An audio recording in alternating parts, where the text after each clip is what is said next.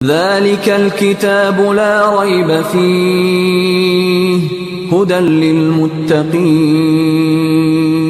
پارہ نمبر 13۔ اللہ کے نام سے جو بے انتہا مہربان اور رحم فرمانے والا ہے۔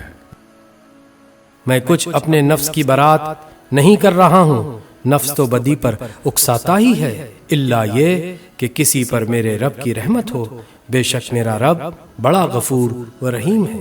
بادشاہ نے کہا انہیں میرے پاس لاؤ تاکہ میں ان کو اپنے لیے مخصوص کر لوں۔ جب یوسف نے اس سے گفتگو کی تو اس نے کہا اب آپ ہمارے ہاں قدر و منزلت رکھتے ہیں اور آپ کی امانت پر پورا بھروسہ ہے۔ یوسف نے کہا ملک کے خزانے میرے سپرد کیجیے، میں حفاظت کرنے والا بھی ہوں اور علم بھی رکھتا ہوں۔ اس طرح ہم نے اس سرزمین میں یوسف کے لیے اقتدار کی راہ ہموار کی، وہ مختار تھا کہ اس میں جہاں چاہے اپنی جگہ بنائے۔ ہم اپنی رحمت سے جس کو چاہتے ہیں نوازتے ہیں۔ نیک لوگوں کا اجر ہمارے ہاں مارا نہیں جاتا، اور آخرت کا اجر ان لوگوں کے لیے زیادہ بہتر ہے جو ایمان لے آئے اور خدا ترسی کے ساتھ کام کرتے رہے۔ یوسف کے بھائی مصر آئے اور اس کے ہاں حاضر ہوئے۔ اس نے انہیں پہچان لیا مگر وہ اس سے ناآشنا تھے۔ پھر جب اس نے ان کا سامان تیار کروا دیا تو چلتے وقت ان سے کہا اپنے سوتیلے بھائی کو میرے پاس لانا، دیکھتے نہیں ہو کہ میں کس طرح پیمانے بھر کر دیتا ہوں اور کیسا اچھا مہمان نواز ہوں۔ اگر تم اسے نہ لاؤ گے تو میرے پاس تمہارے لیے کوئی غلہ نہیں ہے، بلکہ تم میرے قریب بھی نہ پھٹکنا۔ انہوں نے کہا ہم کوشش کریں گے کہ والد صاحب اسے بھیجنے پر راضی ہو جائیں، اور ہم ایسا ضرور کریں گے۔ یوسف نے اپنے غلاموں کو اشارہ کیا کہ ان لوگوں نے غلے کے عوض جو مال دیا ہے وہ چپکے سے ان کے سامان ہی میں رکھ دو۔ یہ یوسف نے اس امید پر کیا کہ گھر پہنچ کر وہ اپنا واپس پایا ہوا مال پہچان جائیں گے یا اس فیاضی پر احسان مند ہوں گے، اور عجب نہیں کہ پھر پلٹے۔ جب وہ اپنے باپ کے پاس گئے تو کہا ابا جان، آئندہ ہم کو غلہ دینے سے انکار کر دیا گیا ہے، لہٰذا آپ ہمارے بھائی کو ہمارے ساتھ بھیج دیجئے تاکہ ہم غلہ لے کر آئیں اور اس کی حفاظت کے ہم ذمہ دار ہیں۔ باپ نے جواب دیا کیا میں اس کے معاملے میں تم پر ویسا ہی بھروسہ کروں جیسا اس سے پہلے اس کے بھائی کے معاملے میں کر چکا ہوں؟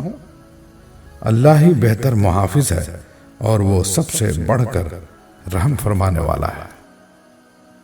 پھر جب انہوں نے اپنا سامان کھولا تو دیکھا کہ ان کا مال بھی انہیں واپس کر دیا گیا ہے۔ یہ دیکھ کر وہ پکار اٹھے ابا جان، اور ہمیں کیا چاہیے؟ دیکھیے یہ ہمارا مال بھی ہمیں واپس دے دیا گیا ہے، بس اب ہم جائیں گے اور اپنے اہل و عیال کے لیے رسد لے کر آئیں گے، اپنے بھائی کی حفاظت بھی کریں گے اور ایک بارے شتر اور زیادہ بھی لے آئیں گے، اتنے غلے کا اضافہ آسانی کے ساتھ ہو جائے گا۔ ان کے باپ نے کہا میں اس کو ہرگز تمہارے ساتھ نہ بھیجوں گا جب تک کہ تم اللہ کے نام سے مجھ کو پیمان نہ دے دو کہ اسے میرے پاس ضرور واپس لے کر آؤ گے، الا یہ کہ تم گھیر ہی لیے جاؤ۔ جب انہوں نے اس کو اپنے اپنے پیمان دے دیے تو اس نے کہا دیکھو ہمارے اس قول پر اللہ نگہبان ہیں۔ پھر اس نے کہا میرے بچوں، مصر کے دارالسلطنت میں ایک دروازے سے داخل نہ ہونا بلکہ مختلف دروازوں سے جانا، مگر میں اللہ کی مشیت سے تم کو نہیں بچا سکتا، حکم اس کے سوا کسی کا بھی نہیں چلتا، اسی پر میں نے بھروسہ کیا اور جس کو بھی بھروسہ کرنا ہو اسی پر کرے۔ اور واقعہ بھی یہی ہوا کہ جب وہ اپنے باپ کی ہدایت کے مطابق شہر میں متفرق دروازوں سے داخل ہوئے تو اس کی یہ احتیاطی تدبیر اللہ کی مشیت کے مقابلے میں कुछ भी काम ना आ सकी। हाँ, बस याकूब के दिल में जो एक खटक थी उसे दूर करने के लिए उसने अपनी सी कोशिश कर ली। बेशक वो हमारी दी हुई तालीम से साहिब इल्म था, मगर अक्सर लोग मामले की हकीकत को जानते नहीं हैं। ये लोग यूसुफ के हुजूर पहुंचे तो उसने अपने भाई को अपने पास अलग बुला लिया और उसे बता दिया कि मैं तेरा वही भाई हूं जो खोया गया था। अब तू उन बातों का गम न कर जो ये लोग करते रहे हैं। जब यूसुफ उन भाइयों का सामान लदवाने लगा तो उसने अपने भाई के सामान में अपना प्याला रख दिया। फिर एक पुकारने वाले ने पुकार कर कहा, ए काफिले वालों, तुम लोग चोर हो। उन्होंने पलट कर पूछा, तुम्हारी क्या चीज खोई गई? सरकारी मुलाजिमों ने कहा, बादशाह का पैमाना हमको नहीं मिलता। और उनके जुम्मेदार ने कहा, जो शख्स ला कर देगा उसके लिए एक बार शुत्र इनाम है, इसका मैं जिम्मा लेता हूं। इन भाइयों ने कहा, खुदा की कसम, तुम लोग खूब जानते हो कि हम इस मुल्क में फसाद करने नहीं आए हैं और हम चोरियां करने वाले लोग नहीं हैं। उन्होंने कहा, अच्छा, अगर तुम्हारी बात झूठी निकली तो चोर की क्या सजा है? उन्होंने कहा, उसकी सजा जिसके सामान में से चीज निकले वो आप ही अपनी सजा में रख लिया जाए। हमारे यहां तो ऐसे जालिमों को सजा देने का यही तरीका है। तब यूसुफ ने अपने भाई से पहले उनकी खुरजियों की तलाशी लेनी शुरू की, फिर अपने भाई की खुरजी से गुमशुदा चीज बरामद कर ली। इस तरह हमने यूसुफ की ताईद अपनी तदबीर से की। उसका ये काम न था कि बादशाह के दीन यानी मिस्र की शाही कानून में अपने भाई को पकड़ता, इल्ला ये कि अल्लाह ही ऐसा चाहे। हम जिसके दर्जे चाहते हैं बुलंद कर देते हैं, और एक इल्म रखने वाला ऐसा है जो हर साहिब इल्म से बालातर है। उन भाइयों ने कहा, ये चोरी करे तो कुछ ताज्जुब की बात भी नहीं। इससे पहले इसका भाई यूसुफ भी चोरी कर चुका है। यूसुफ इनकी ये बात सुनकर पी गया। हकीकत उन पर न खुली, बस जेर लब इतना कहकर रह गया कि बड़े ही बुरे हो तुम लोग। मेरे मुंह दर मुंह मुझ पर जो इल्जाम तुम लगा रहे हो, इसकी हकीकत खुदा खूब जानता है। उन्होंने कहा, ए सरदार ज़ीक़ इक़्तिदार, इसका बाप बहुत बूढ़ा आदमी है, इसकी जगह आप हम में से किसी को रख लीजिए, हम आपको बड़ा ही नेक नफ्स इंसान पाते हैं। यूसुफ ने कहा, पनाह बखुदा दूसरे किसी शख्स को हम कैसे रख सकते हैं? जिसके पास हमने अपना माल पाया है उसको छोड़कर दूसरे को रखेंगे तो हम जालिम होंगे। जब वो यूसुफ से मायूस हो गए तो एक गोशे में जाकर आपस में मशवरा करने लगे। इनमें जो सबसे बड़ा था वो बोला, तुम जानते नहीं हो कि तुम्हारे वालिद तुमसे खुदा के नाम पर अहद व पैमान ले चुके हैं, और इससे पहले यूसुफ के मामले में जो तुम कर चुके हो वो भी तुमको मालूम है। अब मैं तो यहाँ से हरगिज न जाऊंगा जब तक कि मेरे वालिद मुझे इजाजत न दें, या फिर अल्लाह ही मेरे हक में कोई फैसला फरमा दे कि वो सबसे बेहतर फैसला करने वाला है। तुम जाकर अपने वालिद से कहो कि अब्बा जान, आपके साहबजादे ने चोरी की है। हमने इसे चोरी करते हुए नहीं देखा। जो कुछ हमें मालूम हुआ है बस वही हम बयान कर रहे हैं, और गैब की निगहबानी तो हम न कर सकते थे। आप उस बस्ती के लोगों से पूछ लीजिए जहां हम थे, उस काफिले से दरियाफ्त कर लीजिए जिसके साथ हम आए हैं।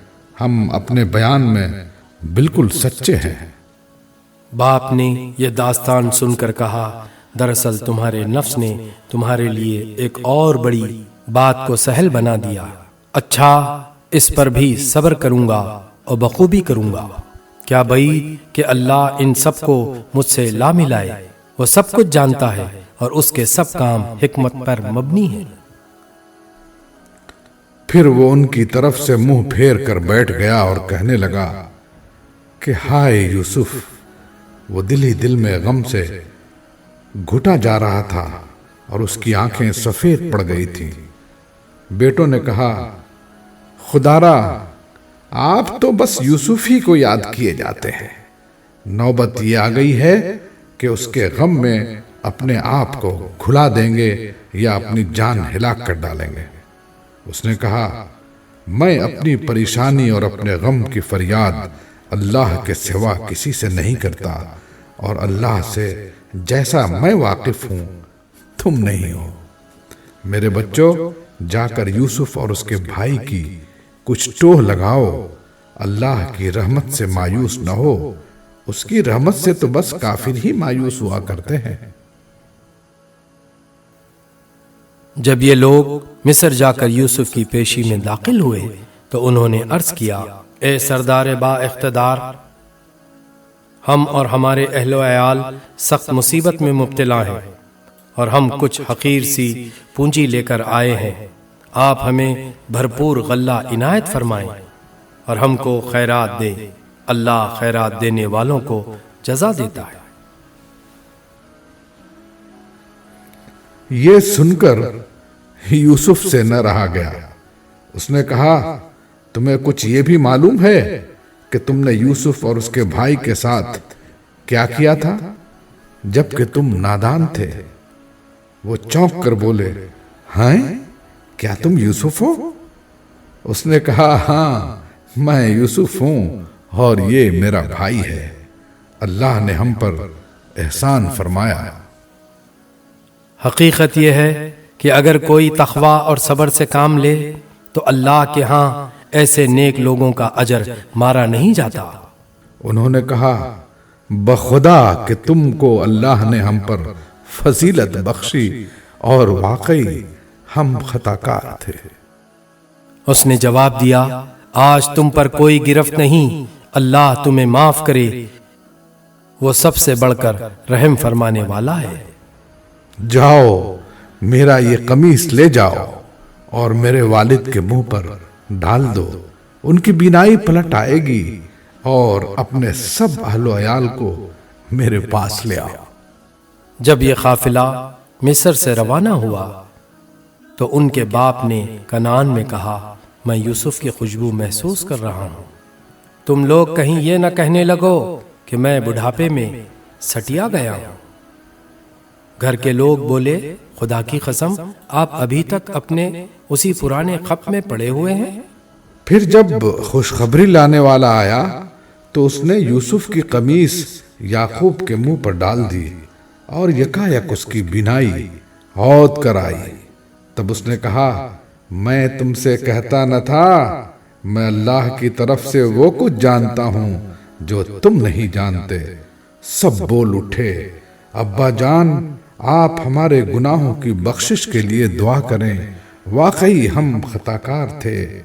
اس نے کہا، میں اپنے رب سے تمہارے لیے معافی کی درخواست کروں گا، وہ بڑا معاف کرنے والا اور رحیم ہے۔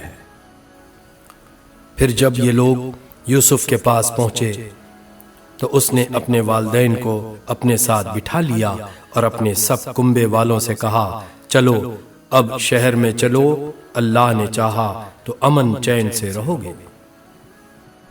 شہر میں داخل ہونے کے بعد اس نے اپنے والدین کو اٹھا کر اپنے پاس تخت پر بٹھایا اور سب اس کے آگے بے اختیار سجدے میں جھک گئے۔ یوسف نے کہا، ابا جان، یہ تعبیر ہے میرے اس خواب کی جو میں نے پہلے دیکھا تھا۔ میرے رب نے اسے حقیقت بنا دیا۔ اس کا احسان ہے کہ اس نے مجھے قید خانے سے نکالا اور آپ لوگوں کو صحرا سے لا کر مجھ سے ملایا، حالانکہ شیطان میرے اور میرے بھائیوں کے درمیان فساد ڈال چکا تھا۔ واقعہ یہ ہے کہ میرا رب غیر محسوس تدبیروں سے اپنی مشیت پوری کرتا ہے، بے شک وہ علیم اور حکیم ہے۔ اے میرے رب، تو نے مجھے حکومت بخشی اور مجھ کو باتوں کی تہ تک پہنچنا سکھایا۔ زمین و آسمان کے بنانے والے تو ہی دنیا اور آخرت میں میرا سرپرست ہے۔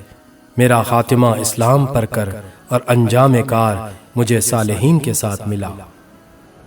اے نبی، یہ قصہ غیب کی خبروں میں سے ہے جو ہم تم پر وحی کر رہے ہیں، ورنہ تم اس وقت موجود نہ تھے جب یوسف کے بھائیوں نے آپس میں اتفاق کر کے سازش کی تھی، مگر تم خواہ کتنا ہی چاہو ان میں سے اکثر لوگ مان کر دینے والے نہیں ہیں، حالانکہ تم اس خدمت پر ان سے کوئی اجرت بھی نہیں مانگتے ہو۔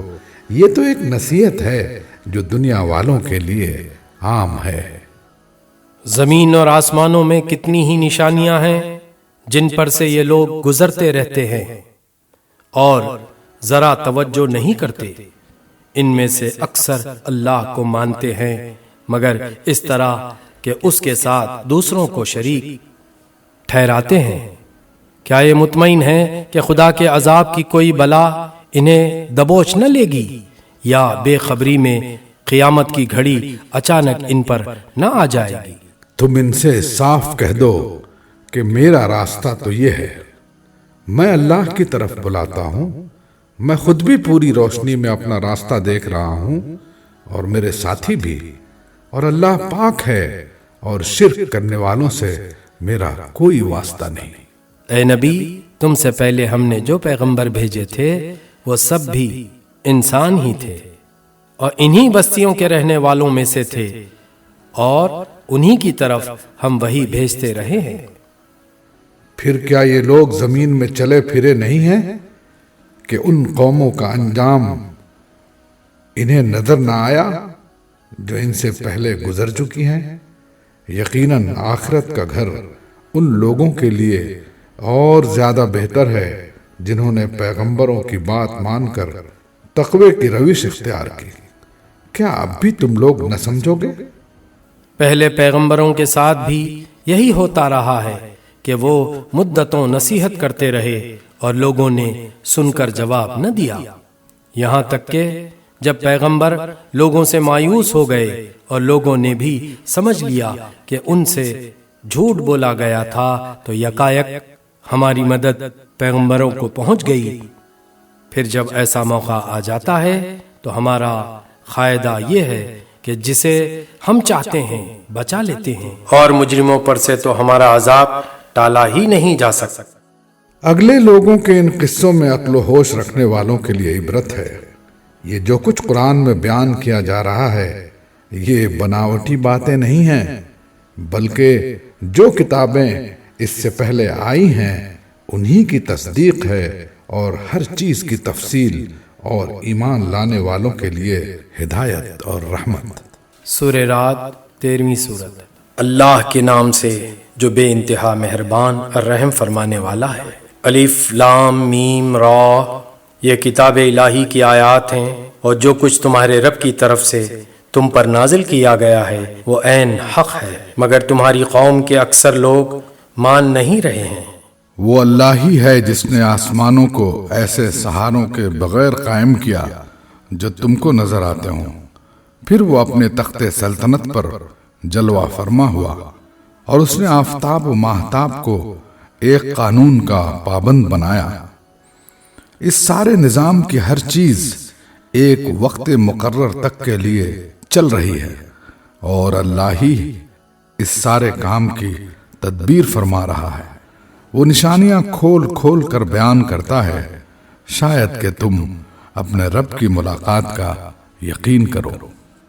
اور وہی ہے جس نے یہ زمین پھیلا رکھی ہے، اس میں پہاڑوں کے کھونٹے گاڑ رکھے ہیں اور دریا بہا دیے ہیں، اسی نے ہر طرح کے پھلوں کے جوڑے پیدا کیے ہیں، اور وہی دن پر رات طاری کرتا ہے۔ ان ساری چیزوں میں بڑی نشانیاں ہیں ان لوگوں کے لیے جو غور و فکر سے کام لیتے ہیں۔ اور دیکھو، زمین میں الگ الگ خطے پائے جاتے ہیں جو ایک دوسرے سے متصل واقع ہیں، انگور کے باغ ہیں، کھیتیاں ہیں، کھجور کے درخت ہیں، جن میں سے کچھ اکہرے ہیں اور کچھ دوہرے، سب کو ایک ہی پانی سیراب کرتا ہے، مگر مزے میں ہم کسی کو بہتر بنا دیتے ہیں اور کسی کو کمتر۔ ان سب چیزوں میں بہت سی نشانیاں ہیں ان لوگوں کے لیے جو عقل سے کام لیتے ہیں۔ اب اگر تمہیں تعجب کرنا ہے تو تعجب کے قابل لوگوں کا یہ قول ہے کہ جب ہم مر کر مٹی ہو جائیں گے تو کیا ہم نئے سرے سے پیدا کیے جائیں گے؟ یہ وہ لوگ ہیں جنہوں نے اپنے رب سے کفر کیا ہے، یہ وہ لوگ ہیں جن کی گردنوں میں طوق پڑے ہوئے ہیں، یہ جہنمی ہیں اور جہنم میں ہمیشہ رہیں گے۔ یہ لوگ بھلائی سے پہلے برائی کے لیے جلدی مچا رہے ہیں، حالانکہ ان سے پہلے جو لوگ اس روش پر چلے ہیں ان پر خدا کے عذاب کی عبرتناک مثالیں گزر چکی ہیں۔ حقیقت یہ ہے کہ تیرا رب لوگوں کی زیادتیوں کے باوجود ان کے ساتھ چشم پوشی سے کام لیتا ہے، اور یہ بھی حقیقت ہے کہ تیرا رب سخت سزا دینے والا ہے۔ یہ لوگ جنہوں نے تمہاری بات ماننے سے انکار کر دیا ہے کہتے ہیں کہ اس شخص پر اس کے رب کی طرف سے کوئی نشانی کیوں نہ اتری؟ تم تو محض خبردار کر دینے والے ہو اور ہر قوم کے لیے ایک رہنما ہے۔ اللہ ایک ایک حاملہ کے پیٹ سے واقف ہے، جو کچھ اس میں بنتا ہے اسے بھی وہ جانتا ہے، اور جو کچھ اس میں کمی یا بیشی ہوتی ہے اس سے بھی وہ باخبر رہتا ہے۔ ہر چیز کے لیے اس کے ہاں ایک مقدار مقرر ہے، وہ پوشیدہ اور ظاہر ہر چیز کا عالم ہے۔ وہ بزرگ ہے اور ہر حال میں بالاتر رہنے والا ہے۔ تم میں سے کوئی شخص خواہ زور سے بات کرے یا آہستہ، اور کوئی رات کی تاریکی میں چھپا ہو یا دن کی روشنی میں چل رہا ہو، اس کے لیے سب یکساں ہیں۔ ہر شخص کے آگے اور پیچھے اس کے مقرر کیے ہوئے نگراں لگے ہوئے ہیں، جو اللہ کے حکم سے اس کی دیکھ بھال کر رہے ہیں۔ حقیقت یہ ہے کہ اللہ کسی قوم کے حال کو نہیں بدلتا جب تک وہ خود اپنے اوصاف کو نہیں بدل دیتی، اور جب اللہ کسی قوم کی شامت لانے کا فیصلہ کر لے تو پھر وہ کسی کے ٹالے نہیں ٹل سکتی۔ نہ اللہ کے مقابلے میں ایسی قوم کا کوئی حامی و مددگار ہو سکتا ہے۔ وہی ہے جو تمہارے سامنے بجلیاں چمکاتا ہے، جنہیں دیکھ کر تمہیں اندیشے بھی لاحق ہوتے ہیں اور امیدیں بھی بندھتی ہیں۔ وہی ہے جو پانی سے لدے ہوئے بادل اٹھاتا ہے، بادلوں کی گرج اس کی حمد کے ساتھ اس کی پاکی بیان کرتی ہے، اور فرشتے اس کی ہیبت سے لرزتے ہوئے اس کی تسبیح کرتے ہیں۔ وہ کڑکتی ہوئی بجلیوں کو بھیجتا ہے اور بسا اوقات انہیں جس پر چاہتا ہے عین اس حالت میں گرا دیتا ہے جبکہ لوگ اللہ کے بارے میں جھگڑ رہے ہوتے ہیں۔ فی الواقع اس کی چال بڑی زبردست ہے۔ اسی کو پکارنا برحق ہے، رہے وہ دوسری ہستیاں جنہیں اس کو چھوڑ کر یہ لوگ پکارتے ہیں، وہ ان کی دعاؤں کا کوئی جواب نہیں دے سکتی۔ انہیں پکارنا تو ایسا ہے جیسے کوئی شخص پانی کی طرف ہاتھ پھیلا کر اس سے درخواست کرے کہ تو میرے منہ تک پہنچ جا، حالانکہ پانی اس تک پہنچنے والا نہیں۔ بس اسی طرح کافروں کی دعائیں بھی کچھ نہیں ہیں مگر ایک تیر بے ہدف۔ وہ تو اللہ ہی ہے جس کو زمین و آسمان کی ہر چیز طوعاً و کرہن سجدہ کر رہی ہے، اور سب چیزوں کے سائے صبح اور شام اس کے آگے جھکتے ہیں۔ ان سے پوچھو آسمان و زمین کا رب کون ہے؟ کہو اللہ۔ پھر ان سے کہو کہ جب حقیقت یہ ہے تو کیا تم نے اسے چھوڑ کر ایسے معبودوں کو اپنا کارساز ٹھہرا لیا جو خود اپنے لیے بھی کسی نفع و نقصان کا اختیار نہیں رکھتے؟ کہو کیا اندھا اور آنکھوں والا برابر ہوا کرتا ہے؟ کیا روشنی اور تاریکیاں یکساں ہوتی ہے؟ اور اگر ایسا نہیں تو کیا ان کے ٹھہرائے ہوئے شریکوں نے بھی اللہ کی طرح کچھ پیدا کیا ہے کہ اس کی وجہ سے ان پر تخلیق کا معاملہ مشتبہ ہو گیا؟ کہو ہر چیز کا خالق صرف اللہ ہے اور وہ یکتا ہے، سب پر غالب۔ اللہ نے آسمان سے پانی برسایا اور ہر ندی نالا اپنے ظرف کے مطابق اسے لے کر چل نکلا، پھر جب سیلاب اٹھا تو سطح پر جھاگ بھی آ گئے، اور ایسے ہی جھاگ ان دھاتوں پر بھی اٹھتے ہیں جنہیں زیور اور برتن وغیرہ بنانے کے لیے لوگ پگھلایا کرتے ہیں۔ اسی مثال سے اللہ حق اور باطل کے معاملے کو واضح کرتا ہے۔ جو جھاگ ہے وہ اڑ جایا کرتا ہے، اور جو چیز انسانوں کے لیے نافع ہے وہ زمین میں ٹھہر جاتی ہے۔ اسی طرح اللہ مثالوں سے اپنی بات سمجھاتا ہے۔ جن لوگوں نے اپنے رب کی دعوت قبول کر لی ان کے لیے بھلائی ہے، اور جنہوں نے اسے قبول نہ کیا وہ اگر زمین کی ساری دولت کے بھی مالک ہوں اور اتنی ہی اور فراہم کر لیں تو وہ خدا کی پکڑ سے بچنے کے لیے اس سب کو فدیہ میں دے ڈالنے پر تیار ہو جائیں گے۔ یہ وہ لوگ ہیں جن سے بری طرح حساب لیا جائے گا، اور ان کا ٹھکانہ جہنم ہے، بہت ہی برا ٹھکانہ۔ بھلا یہ کس طرح ممکن ہے کہ وہ شخص جو تمہارے رب کی اس کتاب کو جو اس نے تم پر نازل کی ہے حق جانتا ہے، اور وہ شخص جو اس حقیقت کی طرف سے اندھا ہے، دونوں یکساں ہو جائیں؟ نصیحت تو دانشمند لوگ ہی قبول کیا کرتے ہیں۔ اور ان کا طرز عمل یہ ہوتا ہے کہ اللہ کے ساتھ اپنے عہد کو پورا کرتے ہیں، اسے مضبوط باندھنے کے بعد توڑ نہیں ڈالتے۔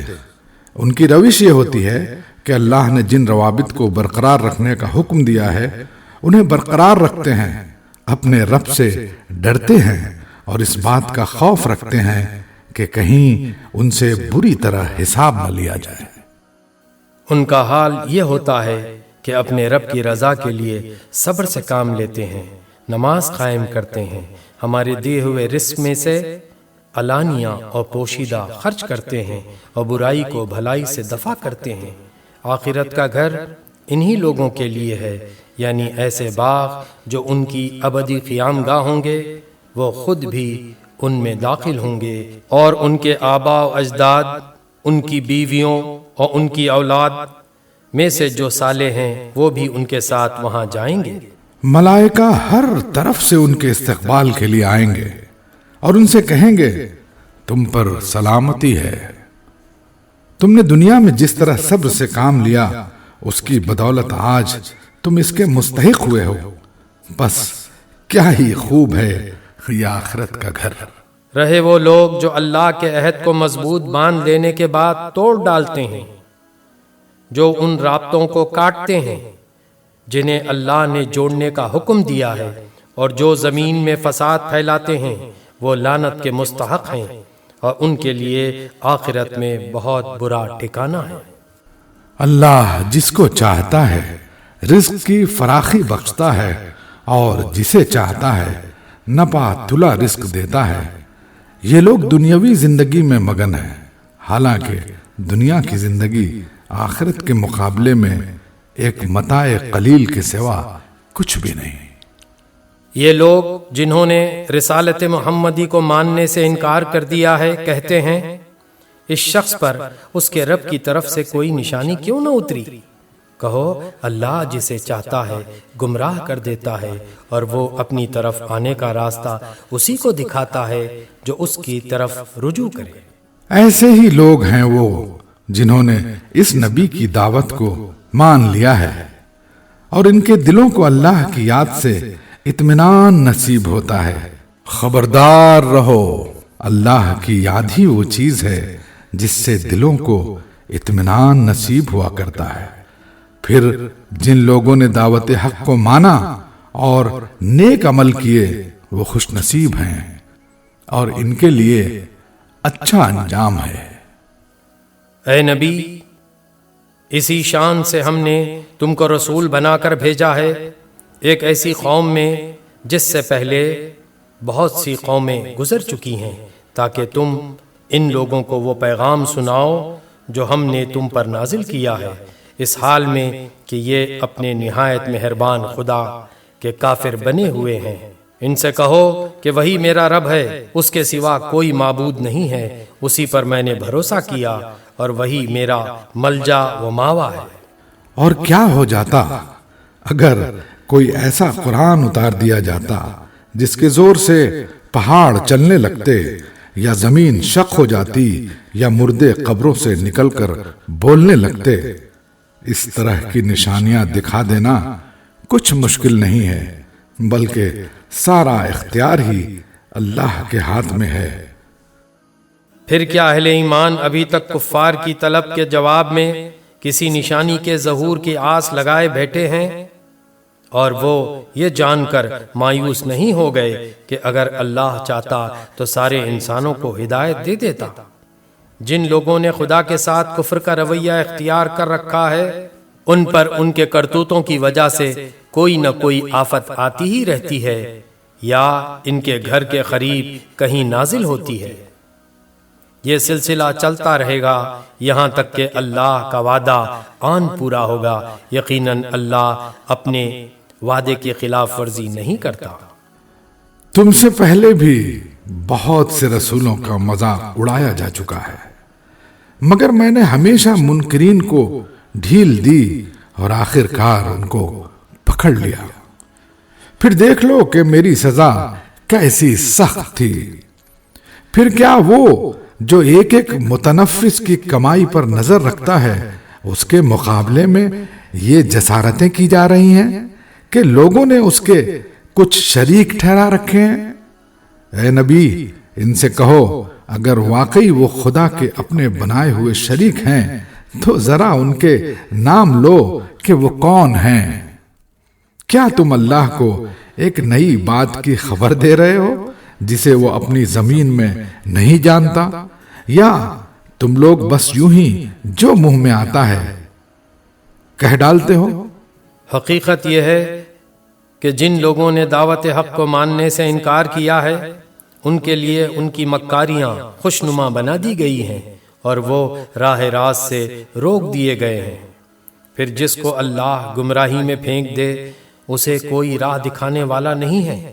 ایسے لوگوں کے لیے دنیا کی زندگی ہی میں عذاب ہے اور آخرت کا عذاب اس سے بھی زیادہ سخت۔ کوئی ایسا نہیں جو انہیں خدا سے بچانے والا ہو۔ خدا ترس انسانوں کے لیے جس جنت کا وعدہ کیا گیا ہے، اس کی شان یہ ہے کہ اس کے نیچے نہریں بہ رہی ہیں، اس کے پھل دائمی ہیں اور اس کا سایہ لازوال۔ یہ انجام ہے متقی لوگوں کا، اور منکرین حق کا انجام یہ ہے کہ ان کے لیے دوزخ کی آگ ہے۔ اے نبی، جن لوگوں کو ہم نے پہلے کتاب دی تھی وہ اس کتاب سے جو ہم نے تم پر نازل کی ہے خوش ہیں، اور مختلف گروہوں میں کچھ لوگ ایسے بھی ہیں جو اس کے بعض باتوں کو نہیں مانتے۔ تم صاف کہہ دو کہ مجھے تو صرف اللہ کی بندگی کا حکم دیا گیا ہے اور اس سے منع کیا گیا ہے کہ کسی کو اس کے ساتھ شریک ٹھہراؤں، لہٰذا میں اسی کی طرف دعوت دیتا ہوں اور اسی کی طرف میرا رجوع ہے۔ اسی ہدایت کے ساتھ ہم نے یہ فرمان عربی تم پر نازل کیا ہے۔ اب اگر تم نے اس علم کے باوجود جو تمہارے پاس آ چکا ہے لوگوں کی خواہشات کی پیروی کی، تو اللہ کے مقابلے میں نہ کوئی تمہارا حامی و مددگار ہے اور نہ کوئی اس کی پکڑ سے تم کو بچا سکتا ہے۔ تم سے پہلے بھی ہم بہت سے رسول بھیج چکے ہیں اور ان کو ہم نے بیوی بچوں والا ہی بنایا تھا۔ کسی رسول کی بھی یہ طاقت نہ تھی کہ اللہ کے اذن کے بغیر کوئی نشانی خود لا دکھاتا۔ ہر دور کے لیے ایک کتاب ہے، اللہ جو کچھ چاہتا ہے مٹا دیتا ہے اور جس چیز کو چاہتا ہے قائم رکھتا ہے۔ ام الکتاب اسی کے پاس ہے۔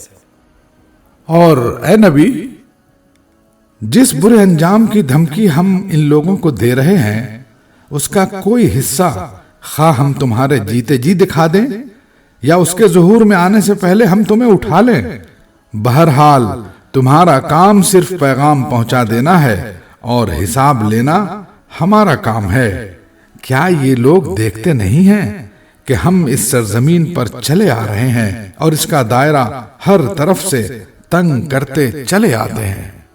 اللہ حکومت کر رہا ہے، کوئی اس کے فیصلوں پر نظر ثانی کرنے والا نہیں ہے، اور اسے حساب لیتے کچھ دیر نہیں لگتی۔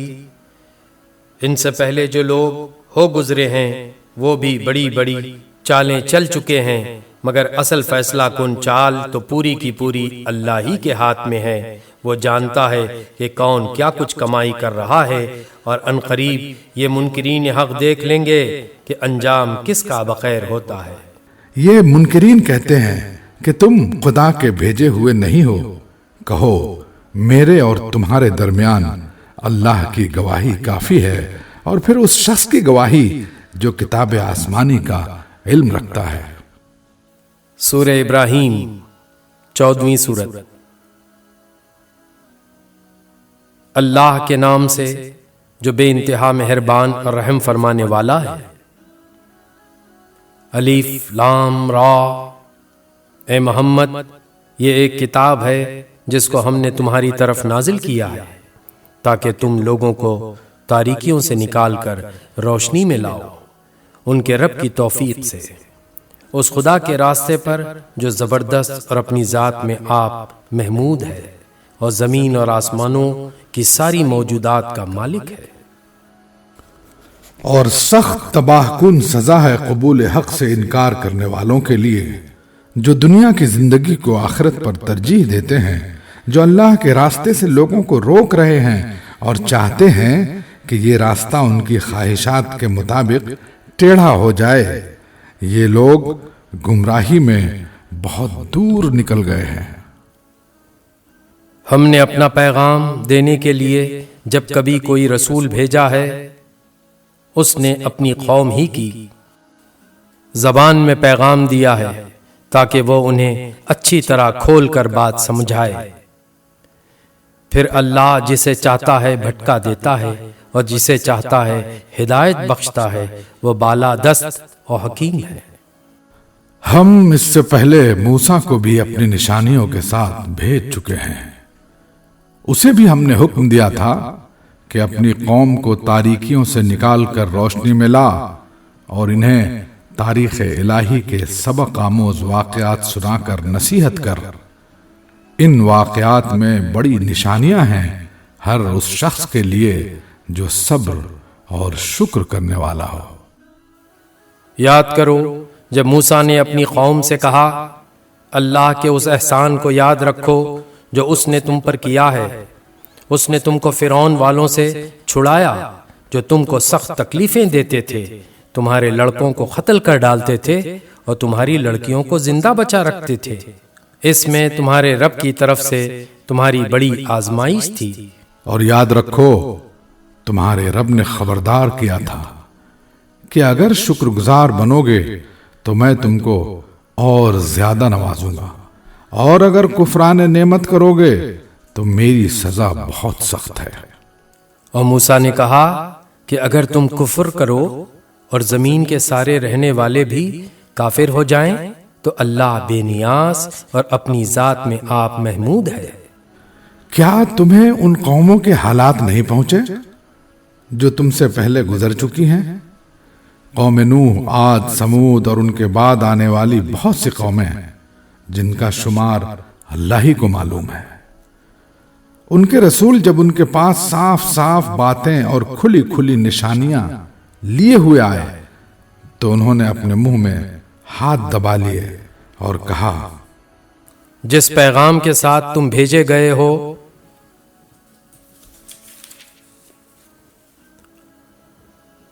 ہم اس کو نہیں مانتے، اور جس چیز کی تم ہمیں دعوت دیتے ہو اس کی طرف سے ہم سخت خلجان آمیز شک میں پڑے ہوئے ہیں۔ ان کے رسولوں نے کہا، کیا خدا کے بارے میں شک ہے جو آسمانوں اور زمین کا خالق ہے؟ وہ تمہیں بلا رہا ہے تاکہ تمہارے قصور معاف کرے اور تم کو ایک مدت مقرر تک مہلت دے۔ انہوں نے جواب دیا، تم کچھ نہیں ہو مگر ویسے ہی انسان جیسے ہم ہیں۔ تم ہمیں ان ہستیوں کی بندگی سے روکنا چاہتے ہو جن کی بندگی باپ دادا سے ہوتی چلی آ رہی ہے؟ اچھا تو لاؤ کوئی سری سند۔ ان کے رسولوں نے ان سے کہا واقعی ہم کچھ نہیں ہیں مگر تمہیں جیسے انسان، لیکن اللہ اپنے بندوں میں سے جس کو چاہتا ہے نوازتا ہے، اور یہ ہمارے اختیار میں نہیں ہے کہ تمہیں کوئی سند لا دیں۔ سند تو اللہ ہی کے اذن سے آ سکتی ہے، اور اللہ ہی پر اہل ایمان کو بھروسہ کرنا چاہیے۔ اور ہم کیوں نہ اللہ پر بھروسہ کریں جبکہ ہماری زندگی کی راہوں میں اس نے ہماری رہنمائی کی ہے۔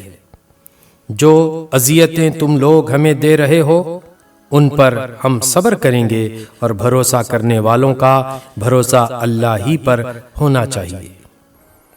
آخر کار منکرین نے اپنے رسولوں سے کہہ دیا کہ یا تو تمہیں ہماری ملت میں واپس آنا ہوگا، ورنہ ہم تمہیں اپنے ملک سے نکال دیں گے۔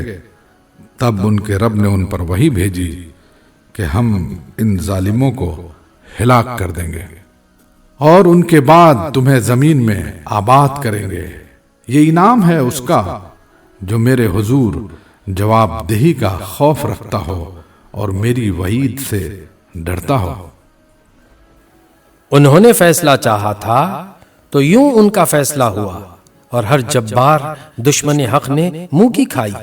پھر اس کے بعد آگے اس کے لیے جہنم ہے، وہاں اسے کچھ لہو کا سا پانی پینے کو دیا جائے گا جسے وہ زبردستی حلق سے اتارنے کی کوشش کرے گا اور مشکل ہی سے اتار سکے گا۔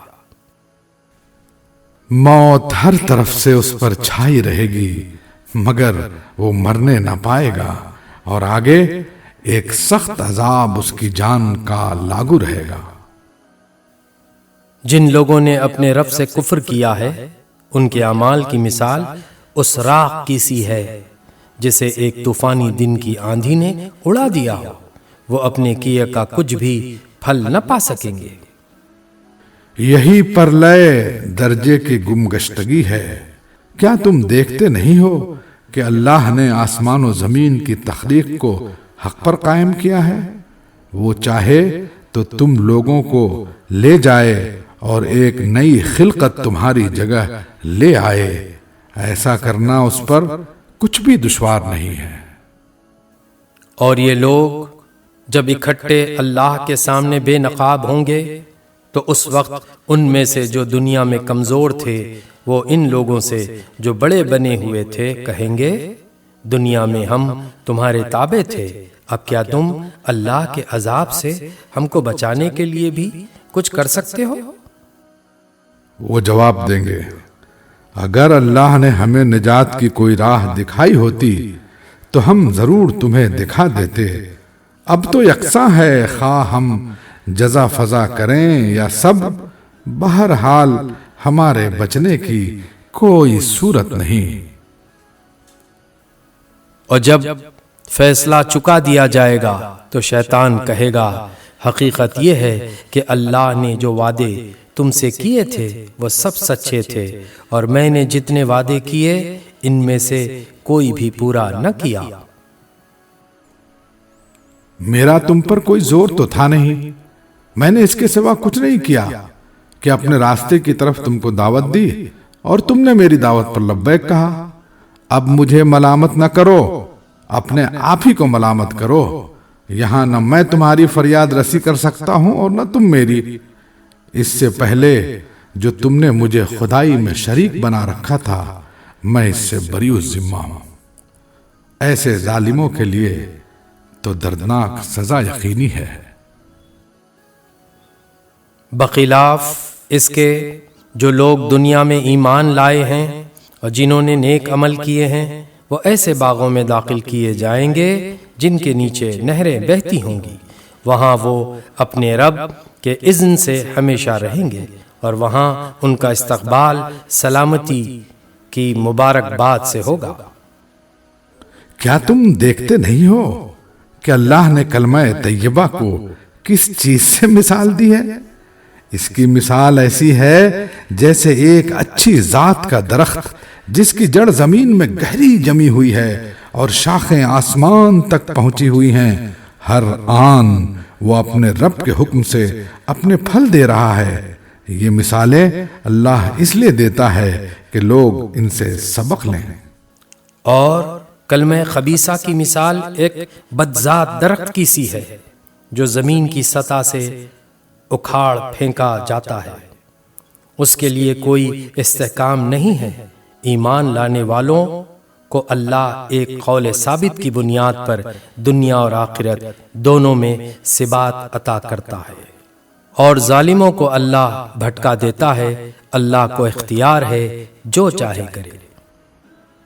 تم نے دیکھا ان لوگوں کو جنہوں نے اللہ کی نعمت پائی اور اسے کفران نعمت سے بدل ڈالا، اور اپنے ساتھ اپنی قوم کو بھی ہلاکت کے گھر میں جھونک دیا، یعنی جہنم میں، جس میں وہ جھلسے جائیں گے اور وہ بدترین جائے قرار ہے۔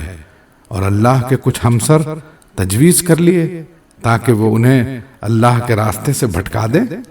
ان سے کہو اچھا مزے کر لو، آخر کار تمہیں پلٹ کر جانا دوزخ ہی میں ہے۔ اے نبی، میرے جو بندے ایمان لائے ہیں ان سے کہہ دو کہ نماز قائم کریں، اور جو کچھ ہم نے ان کو دیا ہے اس میں سے کھلے اور چھپے راہ خیر میں خرچ کریں، قبل اس کے کہ وہ دن آئے جس میں نہ خرید و فروخت ہوگی اور نہ دوست نوازی ہو سکے گی۔ اللہ وہی تو ہے جس نے زمین اور آسمانوں کو پیدا کیا اور آسمان سے پانی برسایا، پھر اس کے ذریعے سے تمہاری رزق رسانی کے لیے طرح طرح کے پھل پیدا کیے، جس نے کشتی کو تمہارے لیے مسخر کیا کہ سمندر میں اس کے حکم سے چلے، اور دریاؤں کو تمہارے لیے مسخر کیا، جس نے سورج اور چاند کو تمہارے لیے مسخر کیا کہ لگاتار چلے جا رہے ہیں، اور رات اور دن کو تمہارے لیے مسخر کیا، جس نے وہ سب کچھ تمہیں دیا جو تم نے مانگا۔ اگر تم اللہ کی نعمتوں کا شمار کرنا چاہو تو نہیں کر سکتے۔ حقیقت یہ ہے کہ انسان بڑا ہی بے انصاف اور ناشکرا ہے۔ یاد کرو وہ وقت جب ابراہیم نے دعا کی تھی کہ پروردگار اس شہر یعنی مکہ کو امن کا شہر بنا اور مجھے اور میری اولاد کو بت پرستی سے بچا۔ پروردگار، ان بتوں نے بہتوں کو گمراہی میں ڈالا ہے، ممکن ہے کہ میری اولاد کو بھی یہ گمراہ کر دیں، لہٰذا ان میں سے جو میرے طریقے پر چلے وہ میرا ہے، اور جو میرے خلاف طریقے اختیار کرے تو یقیناً تو درگزر کرنے والا مہربان ہے۔ پروردگار، میں نے ایک بے آب و گیاہ وادی میں اپنی اولاد کے ایک حصے کو تیرے محترم گھر کے پاس لا بسایا ہے۔ پروردگار، یہ میں نے اس لیے کیا ہے کہ یہ لوگ یہاں نماز قائم کریں، لہٰذا تو لوگوں کے دلوں کو ان کا مشتاق بنا اور انہیں کھانے کو پھل دے، شاید کہ شکر گزار بنے۔ پروردگار، تو جانتا ہے جو کچھ ہم چھپاتے ہیں اور جو کچھ ظاہر کرتے ہیں، اور واقعی اللہ سے کچھ بھی چھپا ہوا نہیں ہے، نہ زمین میں نہ آسمانوں میں۔ شکر ہے اس خدا کا جس نے مجھے اس بڑھاپے میں اسماعیل اور اسحاق جیسے بیٹے دیے۔ حقیقت یہ ہے کہ میرا رب ضرور دعا سنتا ہے۔ اے میرے پروردگار، مجھے نماز قائم کرنے والا بنا، اور میری اولاد سے بھی ایسے لوگ اٹھا جو یہ کام کریں۔ پروردگار، میری دعا قبول کر۔ پروردگار، مجھے اور میرے والدین کو اور سب ایمان لانے والوں کو اس دن معاف کر دیجیو جبکہ حساب قائم ہوگا۔ اب یہ ظالم لوگ جو کچھ کہہ رہے ہیں، اللہ کو تم اس سے غافل نہ سمجھو۔ اللہ تو انہیں ٹال رہا ہے اس دن کے لیے جب حال یہ ہوگا کہ آنکھیں پھٹی کی پھٹی رہ گئی ہیں، سر اٹھائے بھاگے چلے جا رہے ہیں، نظریں اوپر جمی ہیں اور دل اڑے جاتے ہیں۔ اے نبی، اس دن سے تم انہیں ڈرا دو جبکہ عذاب انہیں آ لے گا۔ اس وقت یہ ظالم کہیں گے، اے ہمارے رب، ہمیں تھوڑی سی مہلت اور دے دے، ہم تیری دعوت کو لبیک کہیں گے اور رسولوں کی پیروی کریں گے۔